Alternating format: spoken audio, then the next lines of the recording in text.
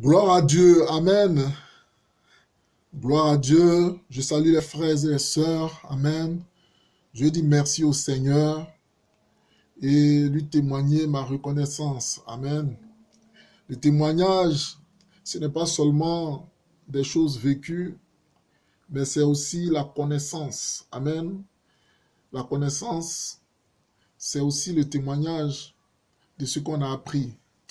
Je voudrais saluer ici les pasteurs, toutes les personnes qui nous ont enseigné et qui continuent de nous enseigner parce que tous les dimanches, on va, on écoute, on apprend.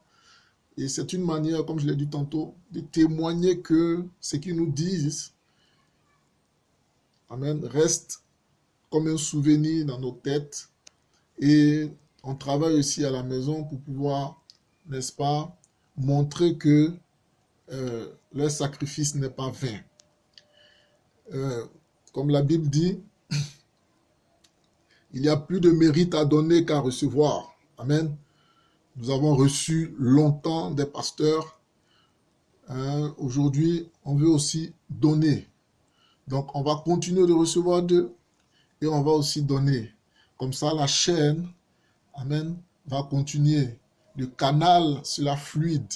Plus l'eau va couler, plus le canal, amen, sera propre. Vous savez que dans la Bible, il est dit que les frères de Joseph l'avaient jeté dans un puits. Heureusement, le puits était vide. Mais ce qu'il faut savoir, c'est que si les frères de Joseph l'ont jeté dans un puits, c'est parce qu'ils n'avaient pas d'eau dans la tête. C'est-à-dire qu'ils n'avaient pas la parole dans la tête. Amen. Parce que s'ils avaient la parole, ils ne pouvaient pas les jeter dans un puits. Et donc le puits vide, c'est le symbole de leur tête qui manquait d'eau, qui manquait de parole. Amen. Donc,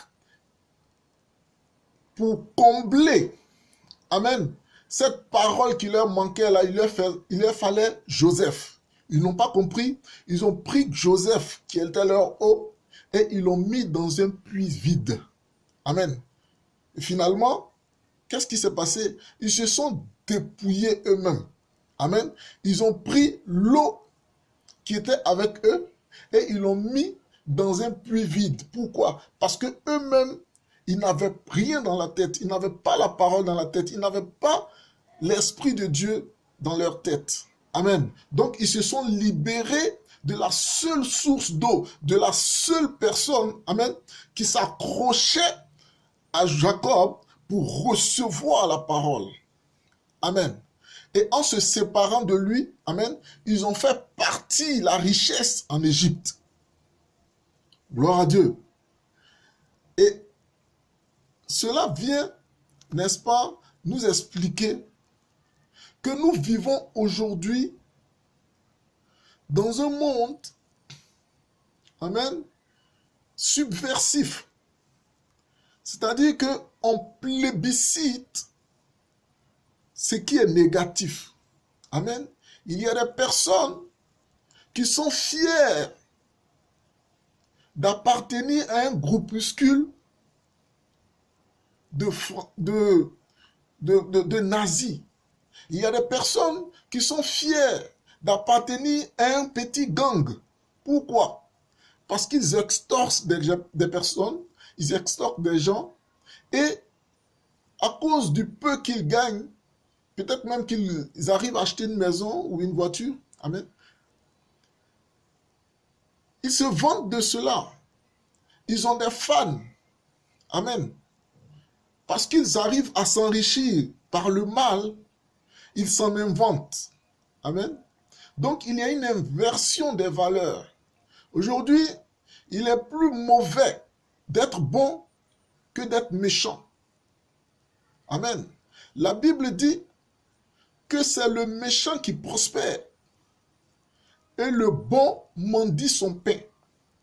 Donc, dans ce monde-là, où j'ai dit tantôt que la valeur, amen, a changé, amen, il faut être mauvais pour être apprécié.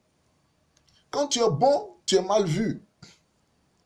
Et la Bible nous parle pour nous dire que du lieu où ces personnes-là vous regardent, vous, les serviteurs de Dieu, vous qui croyez en l'Éternel, vous qui avez foi et qui allez de patience à patience, du lieu où ils vous regardent pour vous parler, pour vous cracher dessus.